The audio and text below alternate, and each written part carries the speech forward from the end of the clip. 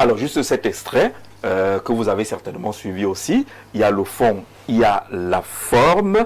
Saint-Éloi Bidoum, lorsque vous écoutez ce propos concernant la gestion du titre foncier, vous concluez, comme le titre l'indique, que la Cour suprême a tiré à balles réelles sur le ministre?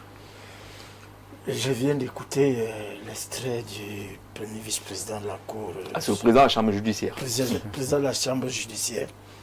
Et je crois percevoir une dictée préparée. Une dictée préparée parce que je me pose la question de savoir s'il était dans son rôle de venir à la rentrée solennelle de la Cour suprême où on attend un cours de droit comme on l'a suivi avec Madame Senela, au lieu d'assister à des tirs à balles réelles démesurées. Le ministre du cadastre des affaires foncières appartient à un gouvernement. Et un gouvernement qui mène une politique. Et à travers le ministre du cadastre des affaires foncières, le premier ministre est mieux placé pour pouvoir lui dire que ça, il faudrait faire. De toutes les façons, moi je dis... Vous voulez dire qu'on lui a seulement donné le document? Lire, il y a plus de... Je voudrais même aller... On est dans le cadre du règlement de compte. Du règlement de compte. Vous savez, nous sommes dans l'attente d'un éventuel remaniement ministériel. Et il y a des ministres qui font l'objet des tirs croisés. Peut-être parce qu'ils sont pressentis à des postes qui sont autres que ceux qui les occupent.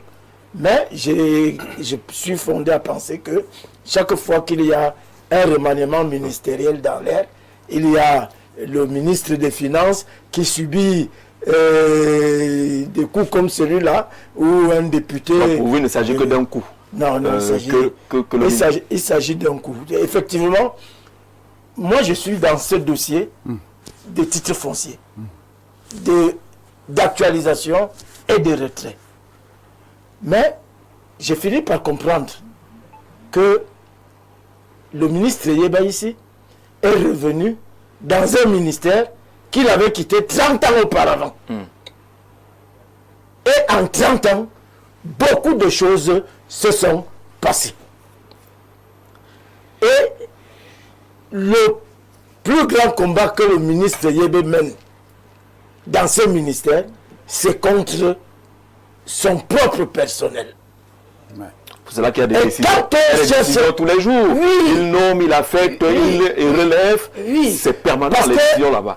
Dans les indices de corruption, il y a la police, il y a la magistrature, celui qui se érige en donneur de leçons là, et il y a les conservateurs fonciers. C'est des gens qui donnent l'impression que quand on appartient à ces ministères-là, on a vocation à s'enrichir. Et c'est comme ça que ça se passe. Dans mon affaire, le conservateur foncier, qui a signé des titres fonciers contre l'avis du ministre, nous a dit en face, ce que j'ai reçu me permet de ne plus, dépasse tout ce que je veux toucher dans ma carrière de foncier. Il s'agissait de 700 hectares. Effectivement, on peut juger le ministre sur ses entrefaits de rétractation, mais je me suis rendu compte dans notre dossier. Alors, vous prenez les notes pour votre dossier, on va revenir là, parce que c'est un cas particulier. Non, c'est un cas particulier, on reviendra sur le cas particulier. On veut d'abord que les gens réagissent par rapport à cette sortie de la Cour suprême. On va arriver à votre cas particulier.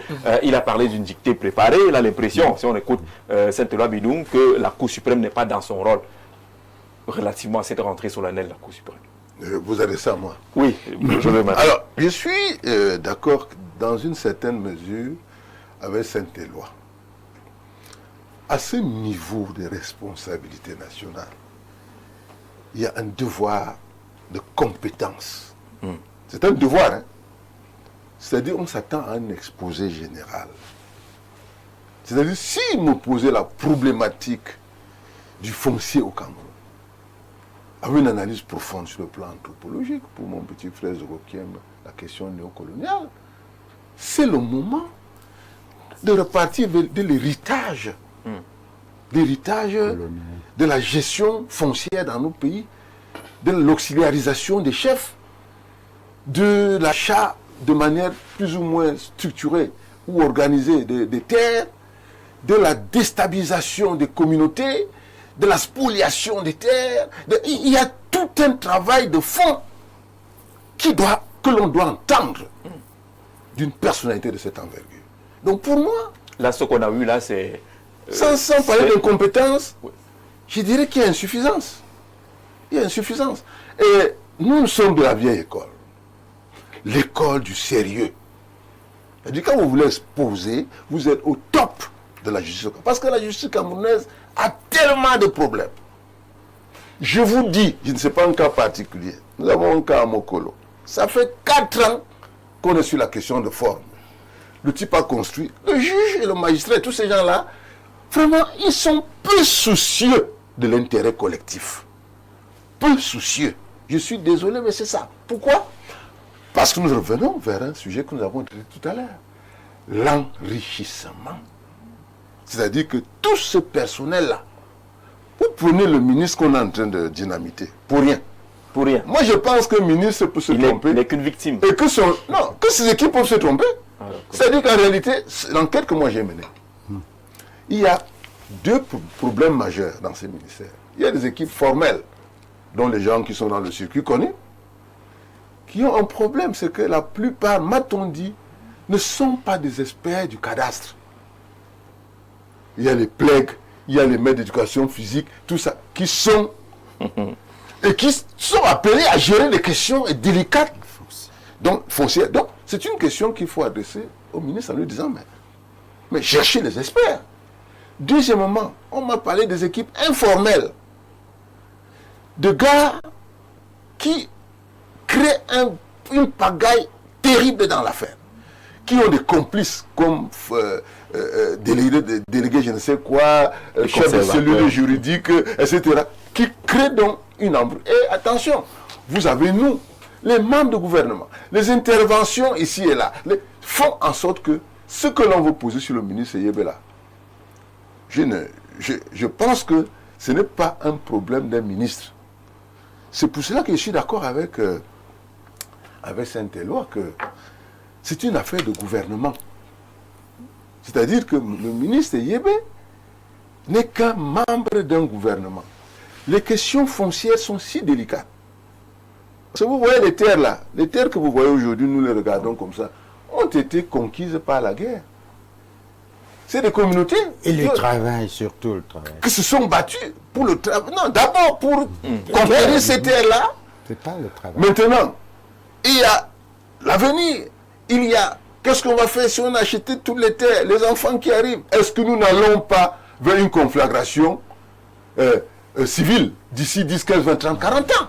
Est-ce que le moment n'est pas venu pour que des gens qui sont appelés à revoir ce système-là, dans lequel nous pensons que la question de la propriété est d'abord une question nationale. C'est-à-dire quoi?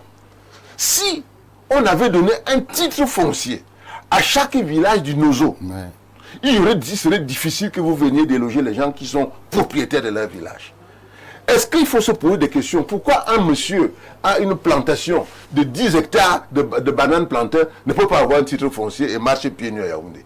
Comment se fait-il que les propriétaires de terres soient pauvres et ceux qui viennent racheter les terres deviennent plus riches? Et comment faire pour que la justice sociale, n'est-ce pas, s'approprie cette problématique du foncier? Que la problématique du foncier devienne une question de paix et de justice. Que la décentralisation dont on parle aujourd'hui, n'est-ce pas, que l'on renvoie aux collectivités décentralisées la gestion de leur patrimoine foncier. Alors, et que l'on traite le patrimoine foncier exactement comme on traite les fonds publics. C'est-à-dire que vous voyez, il y a des gens qui détournent les terres de l'État, on n'en parle jamais. Il n'y a pas de plainte au TCS. Si quelqu'un détourne 1 hectare à Bastos, ça fait peut-être 100 millions, 100 milliards ou 1 milliard. C'est 100 milliards, 100 millions. Mais ce quelqu'un-là, il devrait être amené devant un tribunal. C'est noté. Alors, telle que la question a été posée à la Cour suprême, Tafeu, est-ce que c'est prendre un bout d'une problématique qui est beaucoup plus profonde? Est-ce que ce n'est pas jeter en pâture ou à la vindicte populaire un membre du gouvernement? Pourtant, la question est beaucoup plus large et profonde. Moi, je suis un représentant des populations. Oui. Je ne défends pas le gouvernement ici. Chaque jour que Dieu a créé, on voit que ça ne marche pas. Dans le domaine foncier. Je salue la population de Dikolo. Oui. Je ne parle pas de celle des Beaux. Depuis les indépendances, ils voient les étrangers habiter leur terre. Alors qu'on avait dit qu'on veut construire un ouvrage collectif. Il ne faut pas venir. Je vous dis, ça va là, la guerre civile. Voilà les babas ici à Mboma. Les babas. Les Mboma ici. Oh, il y a un centre d'agriculture. C'est habité par des individus. Il ne faut pas venir faire la fine bouche. Le monsieur a fait ce qu'on doit faire. Sauf qu'il a oublié. Comme je vous ai dit tout à l'heure, vous m'avez fermé la bouche. Que quand quelqu'un prend la décision, vous oubliez qu'il y a 40 personnes avant qui n'ont pas fait leur job. La loi de 74 fait quoi ici? C'est faire quoi là au Cameroun? Où les détenteurs de l'argent peuvent s'approprier tout. Au Cameroun, oui. Qui est bien. Et on confie ça à des fonctionnaires, mon Dieu. Le chef de village est mieux placé. Là, je suis des DPU là. C'est un autre fonctionnaire. Quoi, des populations publiques là. DPU. Oui, DPU. Hein? Je vous prends le cas de la vallée d'une thème.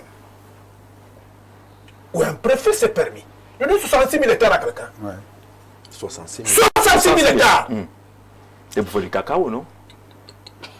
J'ai dit 66 000 hectares. Vous imaginez que 66 000 hectares, c'est l'équivalent de peut-être 3 arrondissements. Si c'est à l'ouest, c'est 9 arrondissements. Qu'est-ce qu'on fait des gens qui y sont? Et ils font déjà le cacao. On a pris 3 ans de procédure. C'est Yéba ici qui a annulé.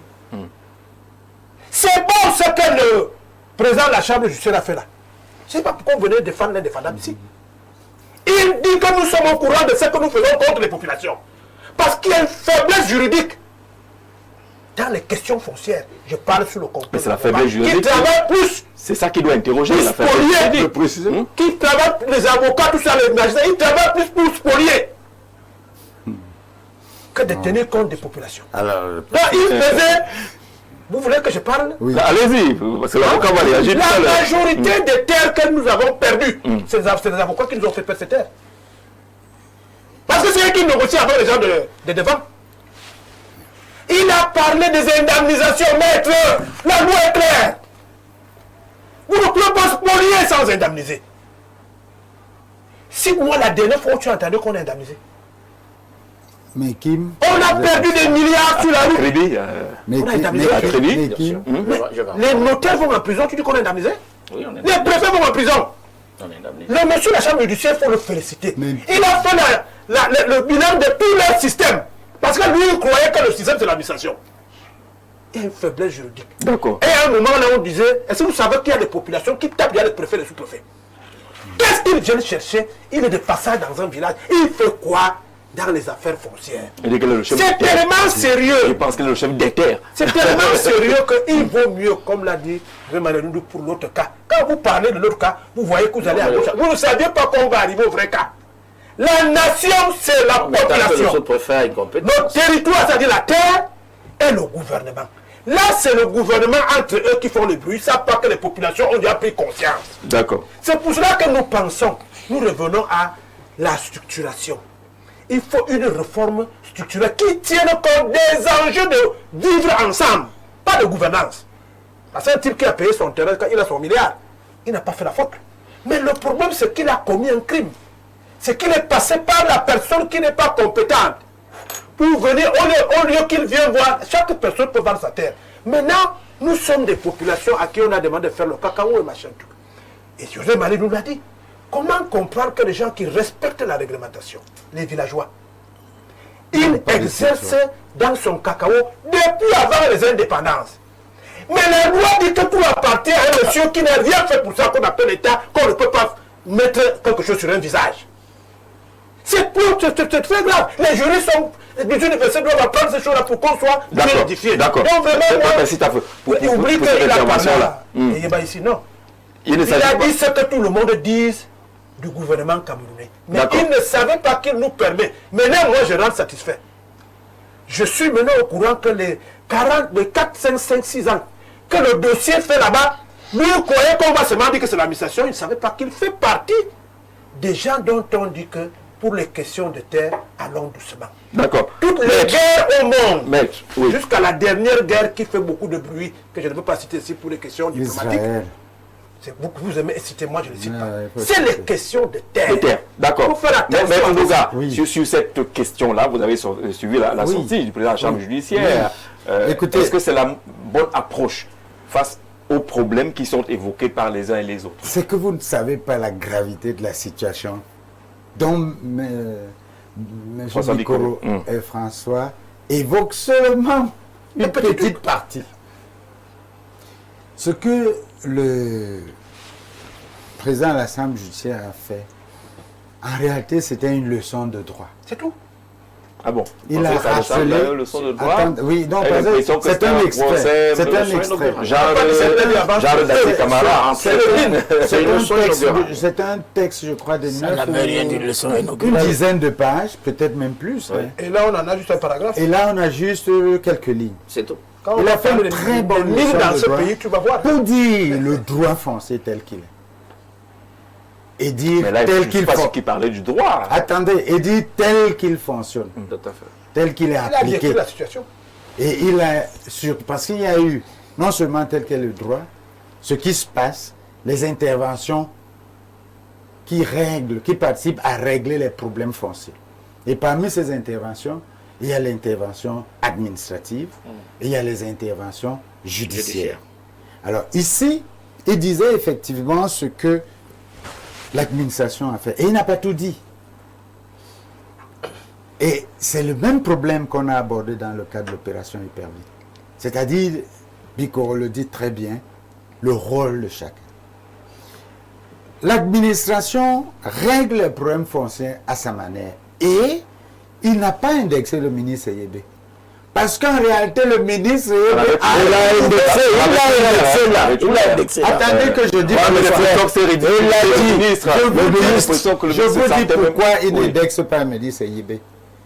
Avant le ministre Yébé, il y avait un ministre. Et avant ce ministre-là, il y avait un autre qui avait commencé à faire ces faux que nous remarquons. Celui qui a remplacé le Yébé les a aggravés. Et je vais vous dire qu'en réalité, le ministre Yébé est en train de tempérer. Parce que c'est lui qui annule les titres fonciers qui étaient fabriqués dans les bureaux. C'est-à-dire, vous habitez votre maison, vous avez votre cacaoyen, du jour au lendemain, vous dites quittez. J'ai le titre Avec foncier. gendarme à l'appui. Avec déjà. C'est le ministre Yébé qui commence à faire annuler ça en évoquant la faute de l'administration. C'est pour ça que je veux que nos téléspectateurs comprennent bien. Ce texte ne peut pas viser le ministre Yébé parce qu'en réalité, il y avait pire qui se faisait. Et de moins en moins, le pire se fait. Parce que quand on a fait le pire, on l'annule. Il parlait au présent. hein. Maintenant, sa posture que vous devez comprendre. Il parle au président. C'est Il parle au présent. Oui. Oui. Au présent, il parle au Et il président. s'adresse à qui? Mais il s'adresse au ministre. Voilà. C'est ce que nous disons. Le ministre n'est pas le Et ministre. l'extrait, le propos, le ton. Il s'adresse au ministre du domaine Attends. et du cadastre des affaires foncières. Oui. Dans le tout que je qui, heureusement, Non, je vous raconte l'expérience sur le terrain. Je pense que il faut savoir que lorsque l'administration a réglé une question foncière, celui qui n'est pas content de ce règlement saisit la justice. C'est tout. Et la justice rend une décision. Et cette décision judiciaire est applicable, opposable à tout le monde, y compris à l'administration. Donc, quelquefois, Principe de Ouais, l'égalité. le ministre annule. Pourvu qu'on respecte les décisions judiciaires. Lorsque le pays nous a ministre- montré qu'on ne respecte pas Voilà. les Lorsque décisions le ministre judiciaires. annule, Ouais. la fonction rend une décision. Maintenant, savez-vous, parce que le problème qu'il évoque là, C'est le problème de l'exécution de décisions qui règle les problèmes, les questions judiciaires. Alors, lorsque le ministre annule et que la justice rend une décision qui n'est pas toujours la bonne, mais qui rend quand même une décision, pour que cette décision soit exécutée, l'administration demande à l'authentifier. Et il faut comprendre ce problème d'authentification. Il résulte de ce qu'il y a des fausses décisions de justice qui circulent. C'est-à-dire, quelqu'un est arrivé dans son... derrière la poste centrale, il a écrit, il met les noms des magistrats. Quelquefois, vous trouvez un nom d'un magistrat de première instance qui a rendu une décision du tribunal administratif. Alors, si vous n'êtes pas vigilant, c'est pour ça que le ministère a commencé à authentifier et on a toléré. Mais c'est pire, si vous voulez. C'est très important. Après l'authentification, le ministre doit ordonner l'exécution. C'est ça qui est inadmissible. Et je pense que c'est ce que... parce que si vous allez un extrait un peu plus avant, c'est ce que le président évoquait. Lorsque la justice a rendu, il n'y a pas un autre juge qui juge le juge. Mais figurez-vous, nous avons des cas à Douala. En particulier, parce que le cas de Douala est connu. Pour exécuter une décision, la loi dit que l'huissier peut se faire accompagner de la force publique. Tout à fait. Pour avoir la force publique, on va voir le préfet qui donne l'ordre à la force publique d'accompagner l'huissier. Qui doit donner? Le préfet rouvre le procès. Il convoque les gens. Il les entend. Il les écoute. Il demande même... Il voit son comptoir. Il y a même des descentes sur le terrain qu'il faut payer, etc. Et c'est tout ce que le président a vous comprend mieux. Et qu'il faut dénoncer. Et c'est très grave. Parce qu'en réalité, le problème de la justice dont on parlait aujourd'hui, c'est que même quand vous avez une décision, parce qu'il y a quelques juges, et on parlait aujourd'hui des personnes courageuses, je vous dis, je considère ce magistrat comme une personne courageuse qui soit venue dénoncer la question foncière au Cameroun. Je vous dis, c'est grave. C'est très grave. Plus grave que... Merci, maître. On ne croit et on n'a pas le temps. C'est une question très grave.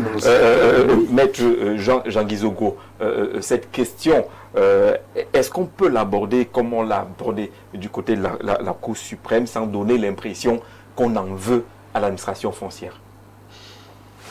Je vous ai souvent dit que les gens se disent volontiers affamés de vérité, mais lorsqu'on la leur sait, ils la trouvent rarement à leur goût. Oui, c'est le cas. Tout à l'heure, lorsqu'on parlait de la corruption, nous disions tous que le pouvoir exécutif, le pouvoir politique a inféodé, vassalisé le pouvoir judiciaire. Tout à fait.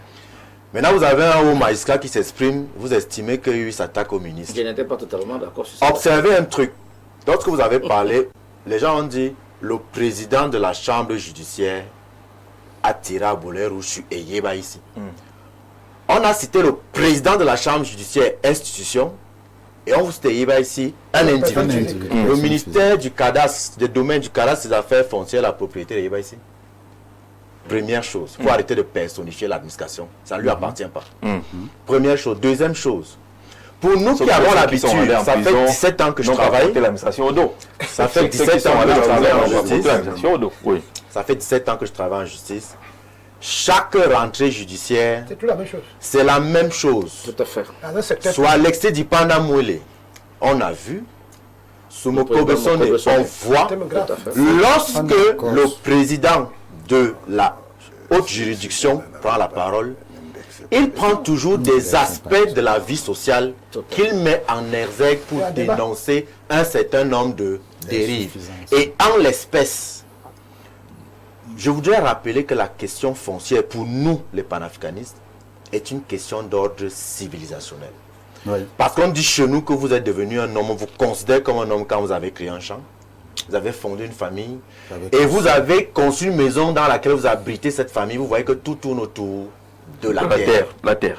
Or, la colonisation, l'esclavage, la colonisation, le néocolonialisme à travers les lois a exproprié les nations historiques de leur terre pour les confier à l'État colonial qui n'a pas dit au revoir puisque les gens ont travaillé à partir tout en restant.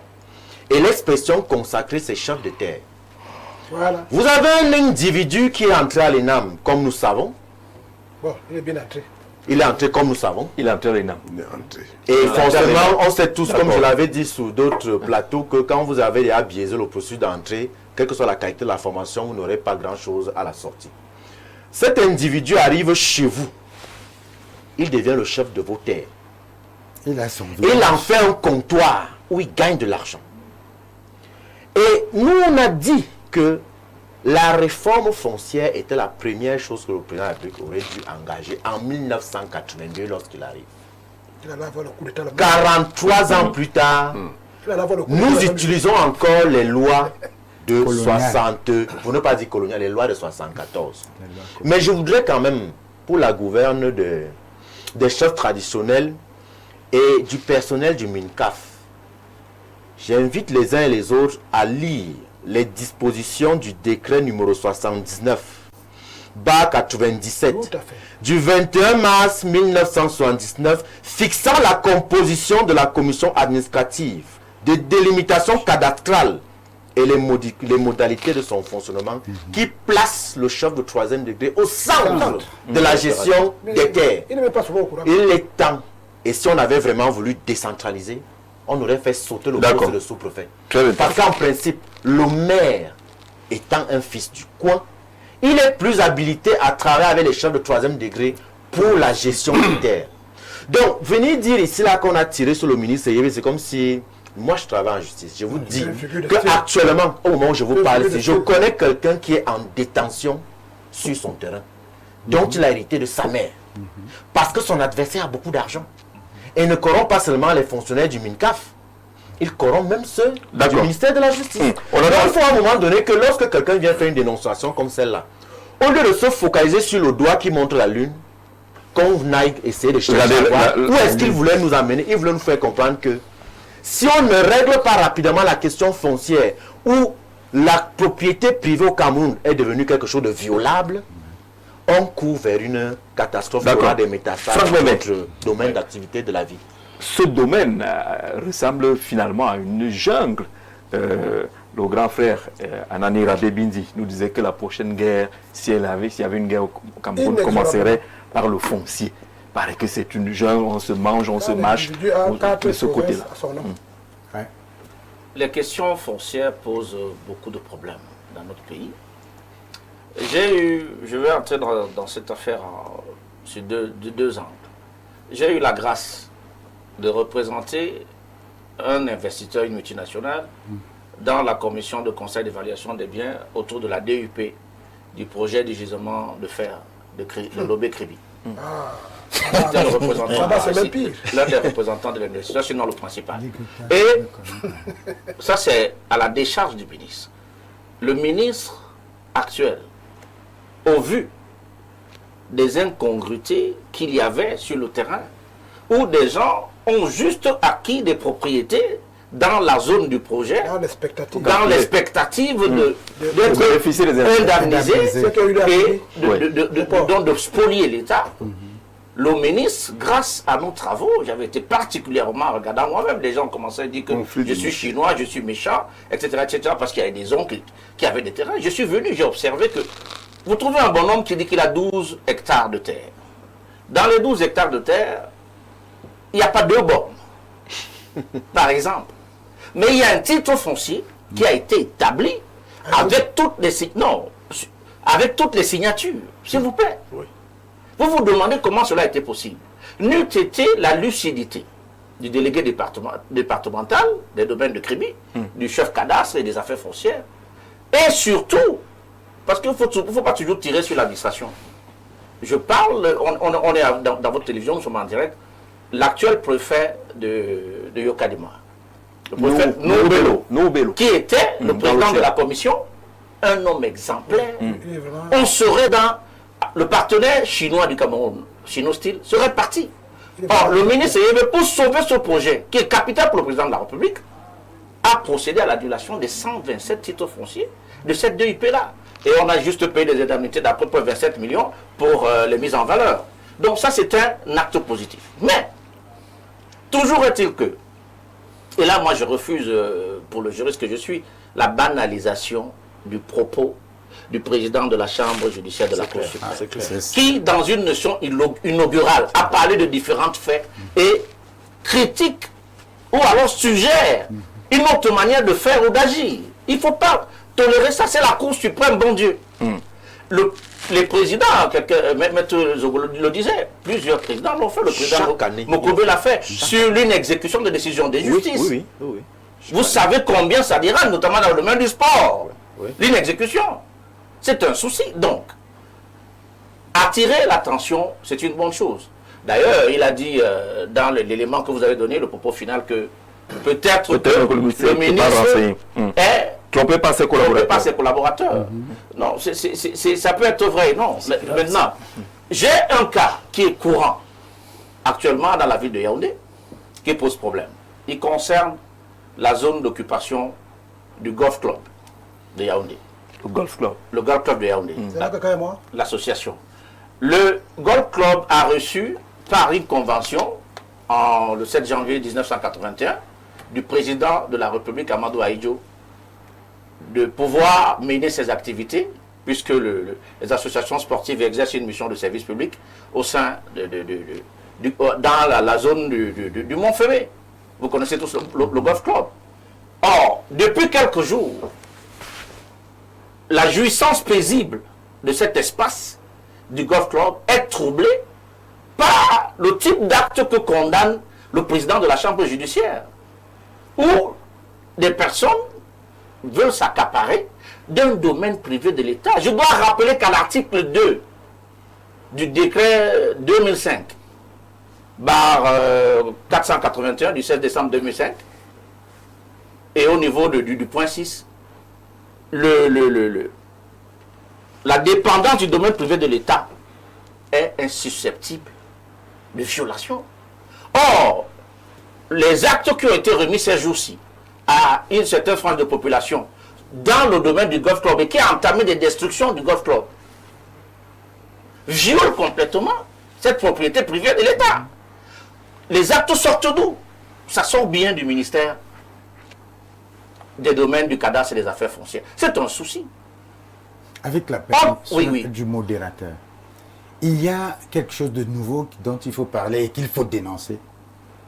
C'est devenu littéralement une institution aujourd'hui au ministère, peut-être pas seulement, ils appellent ça les financiers. Oui.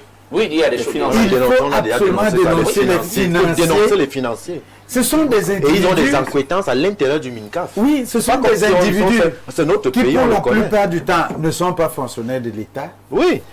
mais ils ont une mallette. Les Tout à fait. informels. Ils ont une mallette d'argent. C'est des informels. Cette mallette d'argent, on ne sait pas d'où ça vient. Souvent, ça vient d'une vente avant la vente du terrain. C'est-à-dire, comme il parle de projet du golf, c'est un individu qui va voir quelqu'un qui a beaucoup d'argent. Il lui dit que j'ai du terrain au golf. Il n'en a pas. La seule chose qu'il a, c'est qu'il a contacté une famille ou quelque chose. Voilà. Et il lui dit, je suis en train de faire sortir le titre foncier, je vais le faire demain et puis je vous vends. On lui donne une grosse somme d'argent. Et avec cette somme d'argent, D'accord. Oui. Merci pour le renseignement. Oui, il me plaît. Très rapidement, pour sortir non, ce c'est cas. important, Jean-Jacques. Il me plaît de rappeler que dans cette affaire, le président du Golf Club, qui n'est pas n'importe qui est un jeune républicain valeureux, Joël Monefond, par exemple, n'a reçu aucune mise en demeure concernant l'occupation de l'espace. Il paie régulièrement tous les frais fiscaux et locatifs que l'État lui a demandé de payer dans cette zone. Il a un contrat renouvelable de 10 ans avec l'État. Un matin, on vient dire qu'on commence à saccager le Golf Club. Le Golf Club, c'est quoi? Vous savez que beaucoup de nos diplomates s'exercent dans cette activité sportive. Est-ce qu'on mesure, le golf, l'association exerce une mission de service, est-ce qu'on mesure ce qu'on fait en empêchant demain, par ces travaux, au golf club d'exercer ses activités? C'est à la fois économique, c'est social et c'est politique. Qui mène ces Donc travaux? on menace Vous le connaissez pas? la sécurité qui diplomatique Mais du qui fait Cameroun ça? à travers ce genre d'acte. Je dois pouvoir rappeler que quel est cet arrêté? 30 secondes, Oui, je en veux 30 sortir. secondes. Non, permettez, c'est très important. On demande qu'il- Quel est cet arrêté qui peut mettre en débat un décret? C'est par décret du président Amadou Ahidjo, le 7 janvier 1981, qu'il y a eu cette convention pour permettre au golf club d'occuper l'espace. Est-ce qu'un arrêté peut venir... L'arrêté préfectoral. Non, Oui. l'arrêté d'un ministre peut venir mettre en débat un décret du chef de l'État. Et heureusement, dans le cas d'espèce, que le préfet d'Infundi, averti de la situation, a, à titre provisoire, d'abord arrêté les travaux et il a organisé une réunion autour des partis pour comprendre les réalités de la question. Et donc la question est à ce moment devant le préfet et elle va certainement retrouver à qui les doigts. Il y a tellement d'actes faux. On a établi un titre foncier en presque 2 semaines rapidement dans un espace qui peut être autant querellé et qui sert à une mission de service public. Qu'est-ce que cela peut signifier? Donc quand le président de la chambre judiciaire parle, il y a des cas flagrants où on vous signe un acte à midi, à 3 heures de l'après-midi, parce qu'un bonhomme qui est au courant du dossier est venu vous dire qu'il peut vous faire avancer plus que quelqu'un de normal. Il a des démarches. Qui est-il? Celui qui... Permettez-moi de chuter, s'il vous plaît. Vous allez chuter. Cette loi, donc, très rapidement, va réagir. Oui. Pour dire qu'il y a tellement de mismanagement dans cette gestion, mais depuis l'arrivée du ministre, il essaye quand même. C'est pour ça que la movibilité des fonctionnaires ou l'agent de l'État à ce niveau-là bouge pour éviter de les scléroser afin qu'ils perpétuent le mal. On va aller très rapidement sur cette question-là. Les cas sont légion, certains cas sont écoles. Le ministre est très actif dans le cadre des décisions. Beaucoup en riaient. Vous savez, qu'est-ce qui se passe au MINCAF? On nomme aujourd'hui, on enlève demain, on affecte aujourd'hui. Qu'est-ce qui se passe? Est-ce qu'on est en train de perdre le contrôle de ce domaine? Je crois que c'est par là que le président de la chambre judiciaire aurait dû commencer. Vous avez vu avec quelle rhétorique il parlait du ministre et de ses activités. On signe aujourd'hui, on annule demain, on fait. Non. C'est un ministre de la République qui gère un département ministériel et qui prend des actes. Et je voulais vous parler du cas du village des Foulanes, où le ministre, en 2 ans, a signé 5 arrêtés d'annulation. En 2 ans? En 2 ans.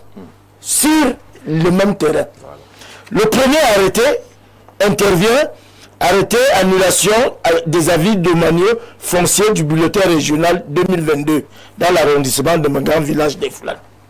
Pourquoi? Parce que un matin, les gens trouvent des caterpillars en train de terrasser. Et quand vous voulez, on vous dit qu'il y a eu une matriculation directe. Tout à fait. Deuxième, alors la famille se plaint, le ministre annule. Le ministre, le conservateur foncier, si 9 titres fonciers, voilà. Alors que le ministre lui a demandé de sursoir, de lever d'abord les oppositions. Et si les 9 titres fonciers aux mêmes personnes qui bénéficiaient du truc sur le même terrain. Un autre arrêté intervient le 14 juillet 2025 portant retrait des dérogations spéciales. Les gens vont se reconstituer, ajoutent des noms à la procédure et redemandent des dérogations spéciales pour le truc.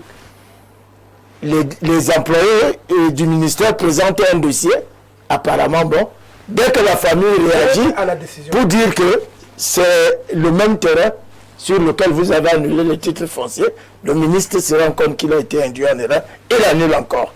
4e arrêté, 19 février 2025, portant retrait des titres fonciers numéro qui avait déjà été créé. Pas normal tout ça. Non, justement, c'est pour vous dire que arrêté 14 juillet 2025, le ministre fait encore la rétractation des trucs. Ça signifie que le ministère... dit que c'est le Mboulga Djanga. On a l'impression... Le ministère du cadastre et des affaires foncières est un ministère qui a un triple caractère. C'est un ministère technique, donc susceptible de manipulation des tests, d'erreurs d'appréciation des tests et de... Il faut pouvoir rattraper. Il faut pouvoir rattraper. Les 5 fois. C'est un ministère, Sur le même dossier. c'est un ministère stratégique. Et parfois en 3 jours. C'est un ministère stratégique. Parfois, les populations se retrouvent lésées par les attitudes des chefs terre, par des attitudes des chefs terre sur le terrain et les financiers. Le ministre est obligé de réintervenir pour rééquilibrer les choses. C'est un ministère politique parce que la politique s'y mêle dans la répartition des terres au village. Vous voyez donc que... Transversal, on va sortir, on va sortir. Vous voyez donc que Ils se font eux-mêmes leur bilan. les populations, Non, ils sont pas- dans les 5 cas, ont reçu le soutien du ministre chaque fois que les populations ont été lésées. François qui plaidait pour les populations. On va sortir de là. Rapidement, je vais dire une chose, c'est simple, c'est que on va revenir. Je ne conteste pas le juriste. Moi, je ne suis pas juriste. Mais je fais une analyse systémique globale. Nous avons dit, parce qu'il reste cohérent. Dès le départ, nous avons dit, nous sommes dans un modèle qui ne peut plus nous permettre d'avancer sereinement. Ça, c'est clair. Et nous comptons sur des personnalités comme celle-là pour nous présenter des situations, la situation non pas dans le détail. Oui. C'est-à-dire que, vous voyez, bon, voilà Saint-Éloi, il va nous lire 4 ou 5 choses là. Sur le même terrain, concernant le même Il y a un acteur. problème, monsieur. C'est de ça que parle Cette le président de la terre-là, Chambre. on doit la recycler complètement et lui donner peut-être un caractère locatif dans le genre 99 ans ou un truc comme Un ça. bail amphithéotique. Un bail amphithéotique. C'est-à-dire qu'il y a un travail de fond, ce que je dis. C'est que ceux qui sont... Parce qu'il y a le droit du quotidien que les Camerounais aiment. Le droit qui donne des doctorats en droit, le droit qui donne des masters en droit, que les jeunes aiment beaucoup, mais qui ne règle pas les problèmes. D'accord. Et la question aujourd'hui, c'est celle-là. Est-ce qu'on continue avec ces détails juridiques? Vous savez, ce que vous voyez là se passe à Garoua, à Maroua, à Kousseri, à Douala, à Yokadoum. Dans tout le pays, À Douala, il y a donc c'est ce un que vous avez laboratoire. appelé Boulgandianga. Demande nécessairement une approche systémique globale, novatrice, pour qu'effectivement, la terre, j'ai fini en 30 secondes, que les Camerounais redeviennent propriétaires du Cameroun.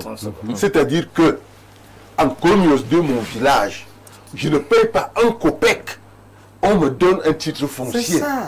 À la limite, si l'État veut se substituer aux financiers, il dit quand je vous donne un titre foncier, je prends 30% pour moi, dans chaque village. En ce moment-là, le gars d'un Commios 2, même si c'est 10%, comme tu veux, tu es déjà même gourmand. Donc c'est-à-dire que tu prends donc un titre foncier comme cela. Moi, je suis d'un Commios 2, je viens à Yaoundé. Je fais comme les autres, je dis, je suis riche. Voici ma richesse. Mon patrimoine foncier, c'est tant. Et si on peut le faire, vous verrez moins de gens propriétaires d'espace qui n'ont pas d'alternative. Acceptez qu'on vient donner 10 millions. Rapidement, je viens de garder mon D'accord. Si je voulais quand même avoir 10 millions, je les ai jamais vus. Vraiment 30 Non, le 30 secondes. Vraiment 30 c'était pour dire que secondes. concernant l'association sportive. Ah, on est au golf. Oui, il y a le ministre du cadastre, il y a le ministre des Sports. Pourquoi on ne peut pas, même à travers un arbitrage, inviter le président du golf club et la famille qui dispute l'espace pour dire au ministre des Sports que bon, j'ai un souci de telle nature. Qui est derrière ce problème? Je crois pas une dimension très Qui est derrière le problème? Les familles C'est quoi? On dit que Parce qu'il y a les familles quand même qui ont été... le frère est en train de se fourvoyer. Le système par lequel on a donné au golf C'est n'a ça. pas tenu compte des propriétaires. Oui, c'est ça le problème. Aujourd'hui, nous travaillons pour que les populations soient... C'est le décret. D'accord. Est-ce que ce décret a pris en compte les populations? Oui. C'est un décret. S'il vous plaît. On a 30 secondes avec le François. Les populations. Vos histoires de décrets, ça spolie les populations. Nous travaillons pour qu'elles soient éveillées. C'est pour ça que vous avez des problèmes aujourd'hui. Vous défendez à gauche, vous défendez à droite. Je vous dis, la manière par laquelle on a donné le terrain, qui coûtait 1 franc à l'époque, au golf, et que vous payez plutôt chez celui qui a donné le terrain pour vous le donner. On n'a pas vendu. Oh là là, après, quand vous... Aujourd'hui, chutez François. On peut aller plus loin. Chutez François. Aujourd'hui, la vérité, Ils ont arraché. c'est que les gens qui ont connu les services pendant que d'autres étaient dans la production Moi, je connais ça. savent très bien ce que vaut un titre foncier. Oui. Il paraît qu'on le garde dans des chambres de microcrédit et de microfinance et de banques.